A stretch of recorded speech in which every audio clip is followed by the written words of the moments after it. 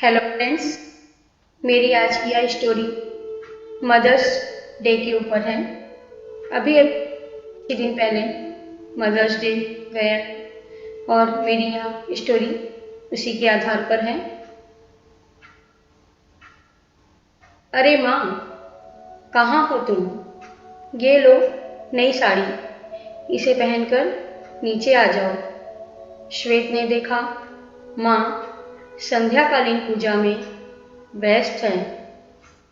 तभी उसे याद आया कि माँ को सीढ़ियाँ चढ़ने उतरने में दिक्कत होती है, इसलिए माँ का नाश्ता खाना सब ऊपर उनके कमरे में ही पहुँचा दिया जाता है। तभी श्वेत की ओर देखा। श्वेत ने कहा, आप तैयार हैं? मैं आपको थोड़ी देर बाद आकर ले जाऊंगा। कुछ देर बाद सभी हॉल में बैठे हुए थे।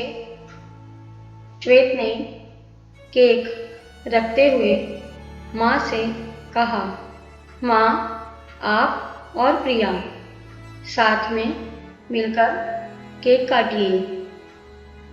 माँ ने याद करने की कोशिश की कि आज उनका जन्मदिन है। फिर माँ ने कहा, बेटा, आज तो मेरा जन्मदिन नहीं है, फिर मुझसे क्यों केक कटवा रहे हो? तभी प्रिया बोली, माँ, आज मदर्स डे है और आज हमारा दिन है, आइए हम मिलकर केक काटें। तभी चिंटू ने कहा, दादी, बातें ना बनाओ, जल्दी से केक काटो, मुझे केक खाना है। माँ और प्रिया दोनों ने मिलकर केक काटा। श्वेत ने ढेर सारी फोटो ली, केक काटने की, केक खिलाने की, और माँ भी खुशी खुशी सारी फोटो खिंचवा रही थी। थोड़ी देर के बाद प्रिया प्लेट सजाने में व्यस्त हो गई और श्वेत फोटो को एफबी में पोस्ट करने में व्यस्त हो गया। माँ ने बगल में बैठे चिंटू से पूछा, ये मदर्स डे क्या होता है? चिंटू बोला, अरे दादी, आप इतना भी नहीं जानती? माँ बोली, बेटा, मैं तो गांव में रहती थी ना, मैं गांव की हूँ, मुझे क्या पता तुम्हारे शहरों के ये नए नए त्यौहार। चिंटू बोला, आज मम्मीज़ का दिन होता है और सारी मम्मियाँ खुश होती हैं और केक काटती हैं। माँ बोली, पर ये इतनी सारी फोटो क्यों खींची?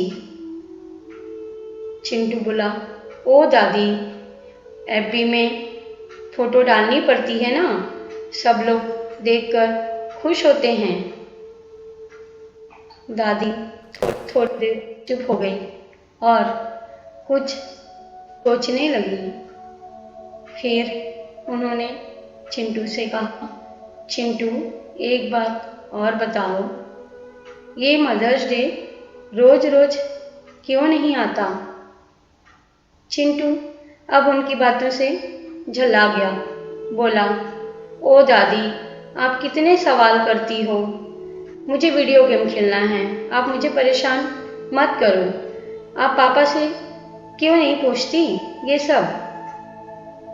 माँ चुप हो गई और चिंटू वीडियो गेम खेलने में व्यस्त हो गया। श्वेत माँ और चिंटू की सारी बातें सुन रहा था। उसे याद आया कि पिताजी के गुजर जाने के बाद वही तो माँ को जिद करके गांव से शहर था ताकि वो माँ का अकेलापन दूर कर सके। लेकिन क्या उसने माँ का अकेलापन दूर किया? नहीं।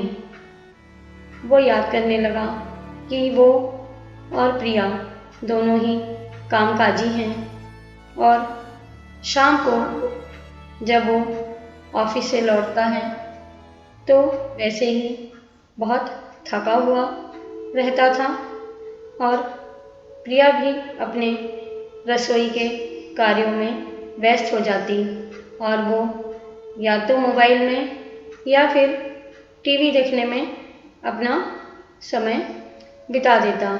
उसे तो कि याद भी नहीं कि माँ भी उसके साथ में रहती है। उसे अपने इस व्यवहार के कारण बहुत ही हुआ। वह माँ के पास जाकर उनके पैरों के पास बैठ गया और माँ से बोला, माँ, मदर्स डे तो रोज़ रोज़ नहीं आता है, लेकिन मेरा अब हर दिन आपके लिए है और मैं आपको अपना अधिक से अधिक समय देने की पूरी कोशिश करूँगा और अब आप बिल्कुल भी अकेले ऊपर के कमरे में नहीं रहेंगी। आप नीचे ही चिंटू के रूम में रहेंगी। माँ बेटे का यह मिलन देख प्रिया मंद मंद मुस्कुरा रही थी। उसने और वो सोचने लगी कि माँ बेटे का मिलन तो हो गया, लेकिन वो अब अपने बेटे चिंटू को रूम शेयर करने के लिए कैसे मनाएगी। लेकिन आज वो बहुत अधिक खुश थी। उसे लगा कि माँ गांव से शहर लेकर आना सफल हुआ।